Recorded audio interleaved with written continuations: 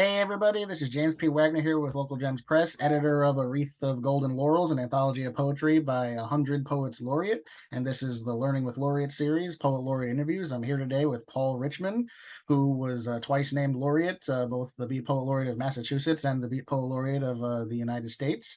So, hey Paul, how's it going? Hey, good to be here. Could you just tell us a little bit about the laureateships that you had? I know it was two times, so you kind of had like, two terms that you served, doing things. Yeah, it was interesting. The first one I had an opportunity to really do things with. The second one got named right when COVID happened, so it kind of threw me off. Also, it's kind of funny. I knew nothing about the organization who gave me the laureate at the time. It turned out that I had gone to a couple of readings that the folks did, and then they started to come to my festivals. I was out there. I mean, many times when people say, "Well, how do you become a laureate?" Well, you have to kind of be out there doing your poetry or your short stories or whatever it is that you're doing, and then people see you, and then that's somehow you get nominated or you get known, or someone puts your name in for the state laureate or the town. People start to get to know you, and you suddenly become the laureate of the local city or something like that. And that's kind of what happened. I was doing my stuff, and all of a sudden I got a notice saying, we'd like to make you beat poet laureate of Massachusetts. So excuse me, that was a 2-year reign. And it's kind of funny with awards, because then suddenly people who maybe weren't sure that you were real or not suddenly think you're real. If if I would have known that, I would have gone down to Staples and created a few more of my laureates, just to kind of do that. I remember I had a very funny experience when I was cleaning out my parents' house. My father had a whole bunch of bowling trophies. And while I was trying to deal with it, I sat in the kitchen and put all the trophies on the table and put one of my books next to the trophies and then took a selfie. And basically, I had put up this fake story that I had gotten a phone call about coming in and getting an award from this place that said they thought my work was amazing. And turned out I ended up paying for the dinner and all the drinks this guy was ordering, and the trophy he gave me didn't have my name on it or anything. And so some people got it that it was total sarcasm, and other people thought I had actually answered the phone and did all that. And other people, because of social media, don't read anything, saw all the trophies, and I had maybe 100 comments. Oh, congratulations! Yeah, you deserve the trophies. And so it's kind of, I guess I would just throw that into the mix of, I mean, I do my writing, and I'm glad that people notice, and I'm glad that I was acknowledged a couple times by this group who seems to like my work. Yeah, that the same type of people who look at Onion articles and think that it's real news because they do that, or the type of person who sees like Steven Spielberg with the Triceratops, on the set of Jurassic Park, holding a rifle next to it as if he shot it, and they're like, oh, no wonder dinosaurs went extinct when people are doing that, that type of thing. So that's funny. Um, Right.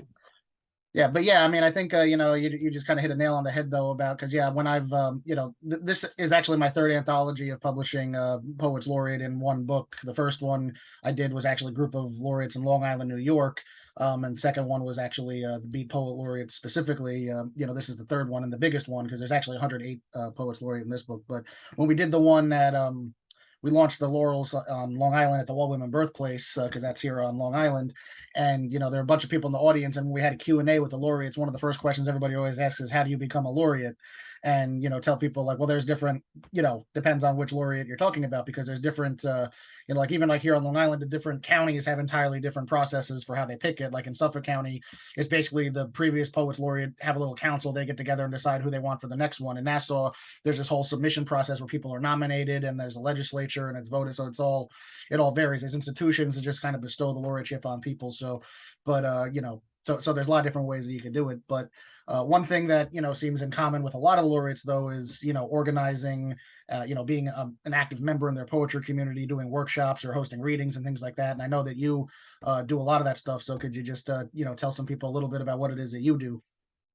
Yeah, I mean, I think that I became much more known because of I started to do festivals. I mean, I once I started to do writings, I took myself to other festivals that I found in other states. I'm from Massachusetts, and so I went to Austin, and I went to various places to be in front of people that didn't know me, so that I could get a sense of, did my writing matter, and it wasn't my friends just telling me that I was good. And Mhm. so by doing that, I really I felt like I heard from people who had no reason to, try to build me up or say anything. And I was in the mix of a lot of people who were reading. And so if someone actually said something within that mix, I felt pretty good that some of my pieces were actually working. But going there then made me realize, oh, well, this is how you are seen and how you do get your work out. And when I came home, I realized that there were a lot of writers, but at that time, there wasn't very many people organizing events. Now, luckily, we have, 2, 3 events a week almost, or, when COVID isn't happening, that you could go to. But so I just started a Tuesday night reading to see if anybody was doing it.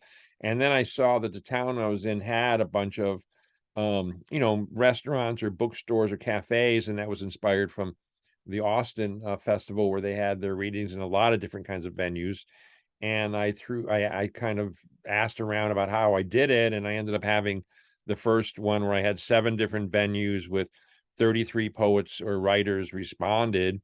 And I realized I hit a nerve, and it went on for 12 years and it kept growing. And in that, besides just doing it, I realized, oh, I was creating a venue for my work to be seen. And like I said, then as those festivals got bigger, the folks who ran the Beat Poet Laureate, Beat Poets out of Connecticut heard about my readings from other writers and stuff. And they were writers, and they came up to be in my festivals. And then they saw the work I was doing, and other people saw the work I was doing. And like I said, suddenly you're now known, you sort of create the persona because you're doing it. If you're not, people don't see it, you're in the paper doing interviews that I was reading, or that I just put out another book, or my other poem just got published in this anthology, or that magazine published it.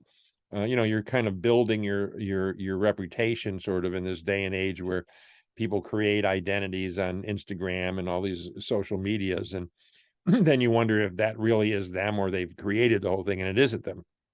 But that's kind of, like you said, you start to make yourself known, and then people get to, and then if people do really like you, word goes out, and you see that when you read, more people show up to that reading than maybe they were showing up to other readings, because people want to hear you read.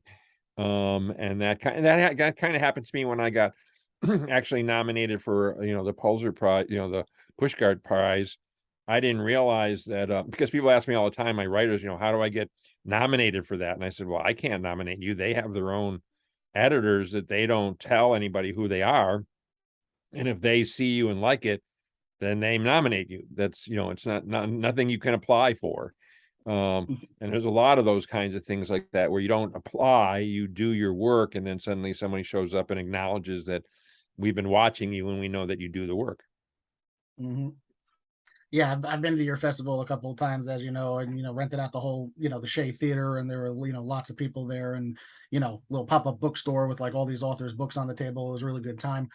Um, yeah, so because that's like one of the things when people they think about the concept of a laureate. Some people say that it's supposed to be somebody who's a community organizer. Other people say it's just supposed to be, I guess, for lack of a better way of putting it, the supreme poet who's like an example for other poets.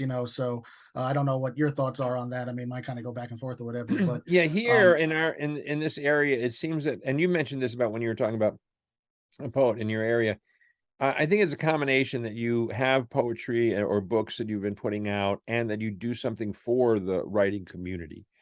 So mhm, usually a city is bringing you in and calling you a laureate because they're expecting that you're going to, excuse me, create more events or help new writers, you'll be a mentor and help new writers do it. It's not as though you're getting this award just to kind of flash it around and do readings on your own, which is some of that's part of it, but that they're expecting that you're going to help use your laureate. So what it does in some ways is you can walk into, the town council and say, by the way, I'm the poet laureate of your town.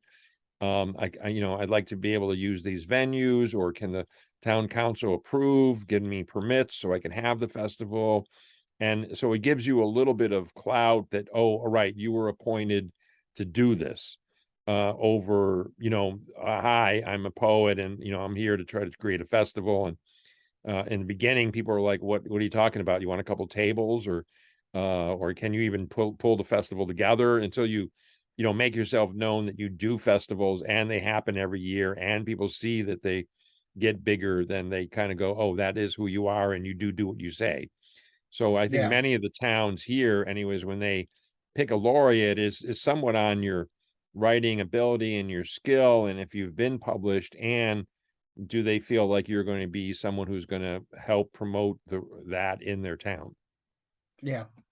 Yeah, it's funny because in the introduction to this anthology, I say that in some regards, poet laureateship is almost like a knighthood in a way, because it's like nobody knows exactly what it means, but something about the title itself kind of commands attention and respect. And also, you have so many different types of knights, because some of them had, tons of land and owned castles, and others were just kind of like having a bunk in this other lord's house or whatever. So kind of, in a lot of ways, it is what you make of it or whatever.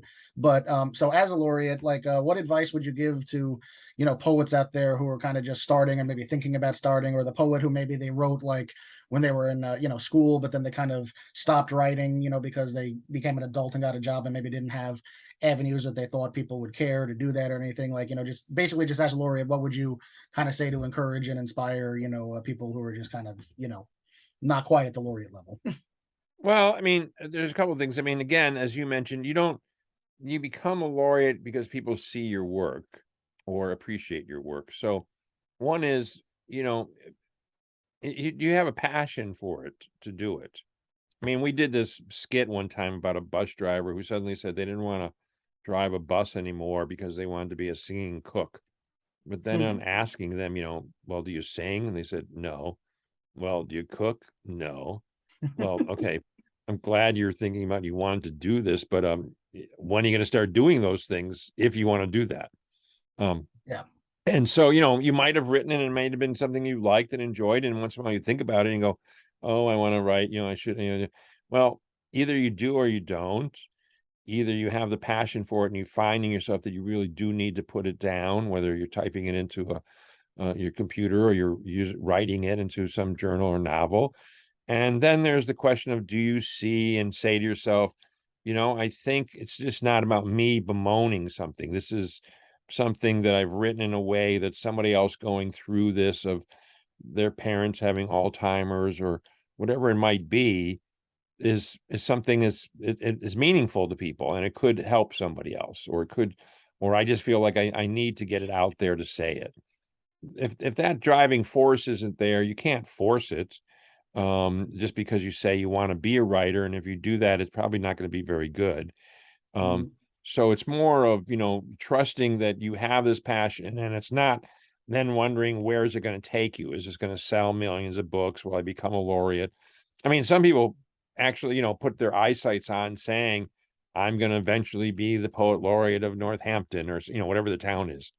And, can try to think about how they're going to do that.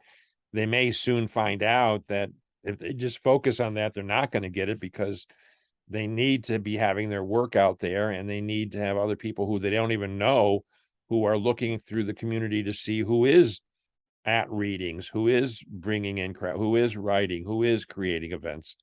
And so it's really, I guess, as I said, it's back to you doing the work and making it happen, that then moves you along, and you find yourself, being acknowledged by folks. And then that's where laureates or other kinds of things come in, where suddenly people acknowledge you or ask you to write for something else or whatever it might be. Yeah, there's a saying that when people are getting, like they're getting awards in public or they're getting recognized, they're being rewarded in public for what they've done in private a million times already. So it's like, and that was one thing at that the poet laureate reading that we did on Long Island, when everybody was like, "How does one become a poet laureate?" The people asking that were people I'd never seen at a local reading or anything like that. So I was thinking, if you're going into it because that's your goal from the get go, that's probably not a totally genuine goal. It's like, I mean, there's nothing wrong with being something and aspiring to hit a goal into something you're already doing. But if you're just getting into that thing because you want like some, goofy title, that's you're probably not going to get there, because you're not in it for genuine reasons anyway. So Well, it's so like the that's McCarthy Award. It's like various awards where people get these awards. And as you said, oh, they've been for the last 10 years creating amazing artwork. mm-hmm. And then somebody said, yes, they're the artist, and here's $100,000 or whatever. They didn't apply for it. Yeah. And so you have to It really is about, and you know, are you really going for award? I mean, I wasn't going for any award. I mean, I was very glad, and I would, you know, everybody, whenever time you do anything, you're looking for some kind of acknowledgement or praise, or you're wondering, are you getting better? And maybe you take it because you know how the audience reacts to you, or everybody doesn't run out of the room when you go up to the mic, or, you know, so you can say, okay, I know that, you know, I'm being acknowledged that way. Maybe you start wanting acknowledgement because you have a book and you want to see a lot of books sell. Well, it may not be anything about your book. It may just be people aren't buying books, or COVID happens, or something else that interferes with the book being bought. So I think it's um, a separate thing on that whole question about yourself feeling confident, feeling like the acknowledgement, and why you're writing, and do you want to keep doing that, and then realize that when you do whatever it is that means something to you, it eventually does mean things to other people also. Yeah, I mean, one thing that I've noticed myself personally from I do a lot of anthologies, and I used to do a lot of anthologies on certain topics. And one of my, earlier anthology I did was a series of, poetry about autism. And you had people submitting to this, and you had like a lot of, I guess, what you would call professional poets who were writing to the topic. And in that case, it was like the poetry that was coming from the ordinary people who, like, this was what they were experiencing in their daily life.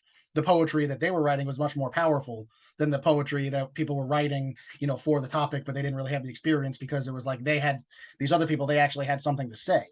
And so I think that if you're just getting started, it's like, it's nice to have the idea, oh, I want to be this or that. But like you said, with the singing cook or whatever you said, it's like, if you're not doing the thing, then it's not going to amount to anything. So I think with poetry, as long as like you have something genuine you're looking to say or get off your chest or whatever, I think that really helps. So Yeah. um yeah. So any closing remarks for the people listening? Well, keep writing. If you, you know, this is a great book that you should definitely check it out. Or for when we were discussing something else, when you say, okay, there's 100 poet laureates, you'll find 100 different versions of what people think poetry is, and what they Hmm. write and how they write. And so that's something just to even open up and expand yourself to think about, that under this title, there's a lot of people who were given laureates that were seen for a lot of other, you know, various reasons. Their writing is all very different. Um, Hmm. and all of it, you know, a lot of it really good. And so that will open you up to realizing there's a lot of possibilities for what you might be able to do with your work. Yeah, and I think that was something that I was trying to do with editing this anthology, was because a lot of people, a lot of regular people who aren't necessarily in the arts, they hear the title laureate, they're not exactly sure what it means or how many places it comes from. Because in this book, you've got, you've got laureates who are appointed by like a library versus ones who are appointed by, like, states and city councils and the United States and countries and things like that. So it's a very wide range and all that stuff, but all were acknowledged by somebody else with the laureate title. So. All right. Well, thank you, Paul, for being here. Thank you, everybody, for listening. Again, the book here is A Wreath of Golden Laurels, and we'll see you next time. Take Thanks a care. lot.